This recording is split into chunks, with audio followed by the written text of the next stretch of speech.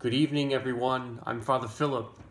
A happy and a blessed Holy Week to all of you, especially in this time when Holy Week is going to look a little different for all of us, both priests and Christ's faithful laity alike.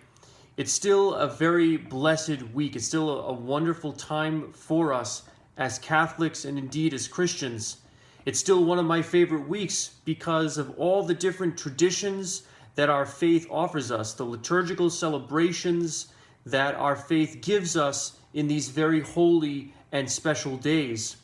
And one of those traditions, one of those very special devotions and liturgical services that we'll be offering here at St. Philip's and virtually to all of you, I wanted to take a few minutes and talk about because it might be one that you are not familiar with. We all know about the Holy Thursday Mass and the great solemnity of the Passion Service on Good Friday and, of course, the glory of the Easter Vigil. But have any of you heard of Tenebrae, the Tenebrae service?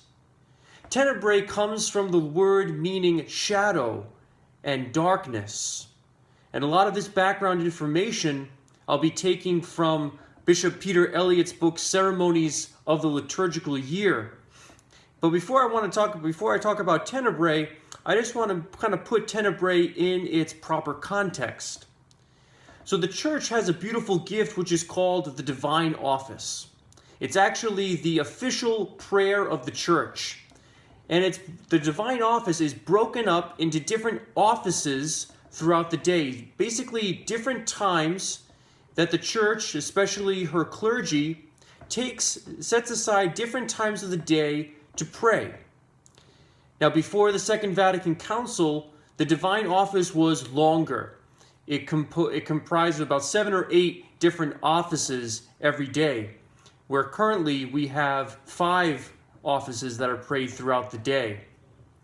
So Tenebrae was part of the Divine Office during a few of the days of Holy Week. Tenebrae was the offices of what were called Matins and Lauds, and Tenebrae was Matin and Lauds combined, and they were sung on Holy Wednesday, Holy Thursday, and Good Friday. And Tenebrae was what was called an anticipated office, meaning that what was prayed on a particular day were actually the prayers for the following day.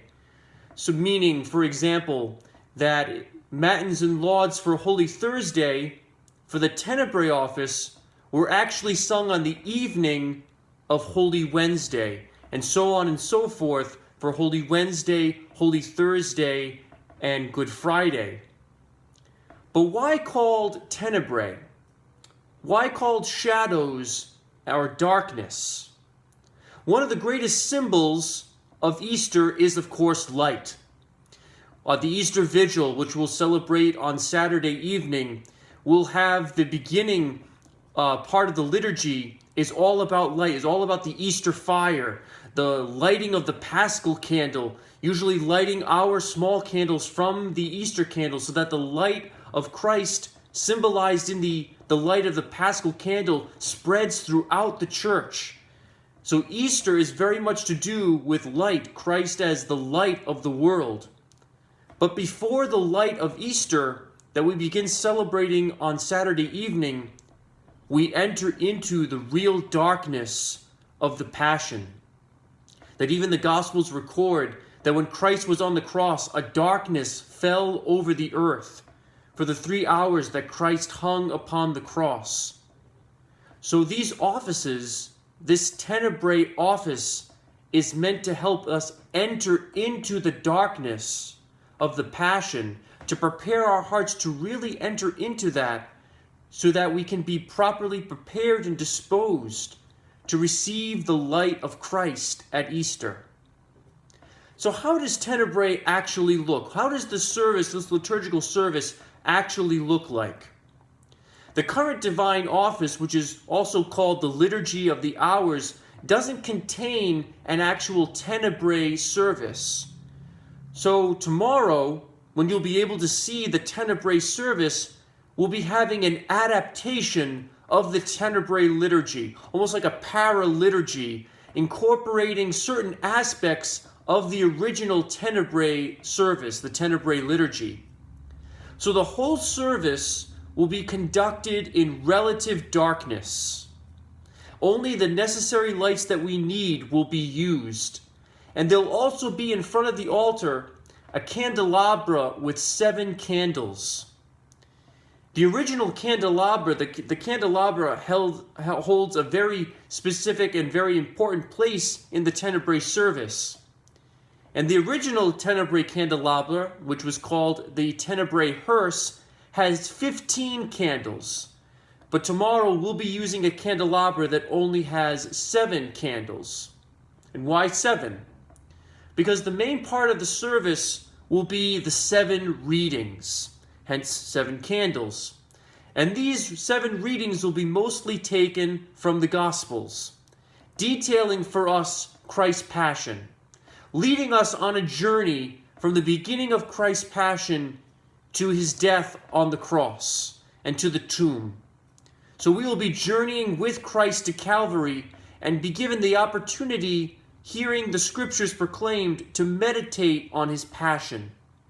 And after each reading, 1 candle, one by one, will be extinguished to really heighten the gathering darkness as we approach Good Friday, as we approach the Passion. After the candle is extinguished, a hymn will follow, and all of these hymns will be hymns of Holy Week, hymns of the Passion, to really help us to get into that frame of mind, that mindset, to really dispose us to meditating on the Passion. And if you know the hymn, a lot of them should be familiar. I encourage you to please sing along with us in your homes. At the conclusion of the 7th reading, the 7th candle something different will happen.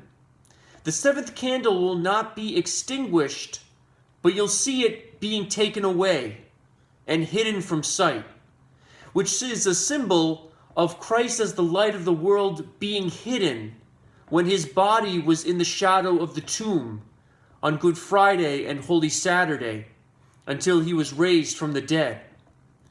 And then you'll be surprised by something else that will follow, which is called the strepitus. And it'll be a loud banging in the church, which will symbolize the earthquake when Christ died upon the cross. And after the strepitus, the 7th candle will be revealed again for you to see, but then blown out, and will depart in darkness and in silence.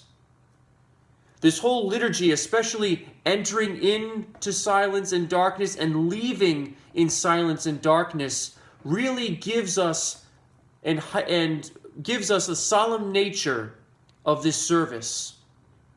The great solemnity with which this service is conducted, along with the starkness with which it's conducted, is really meant to draw us into the drama of the Passion.